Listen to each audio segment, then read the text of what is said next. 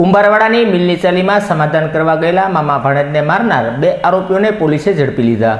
મિલની ચાલીમાં હસમાબેને સમાધાન માટે સમીરભાઈ સુમરાને બોલાવ્યા હતા। તે વખતે સમીરભાઈ તેમના ભાણેજ ફેજલભાઈને લઈને ગયા હતા, ત્યારે બોલાચાલી થઈ હતી। આ બોલાચાલી દરમિયાન મારામારીનો બનાવ બન્યો હતો, જેમાં સમીરભાઈ સુમરાને ફેજાનભાઈ ઉપર ઇરફાનભાઈ ઉર્ફે લક્કી સમા અને સંજયભાઈ લક્ષ્મણભાઈ ચૌહાણે તલવાર અને છરી જેવા ઘાતક હથિયાર વડે હુમલો કર્યો હતો, જેની પોલીસ ફરિયાદ નોંધાવવામાં આવતા પોલીસે બંને આરોપીઓને ઝડપી લઈ ધોરણસરની કાર્યવાહી હાથ ધરી હતી।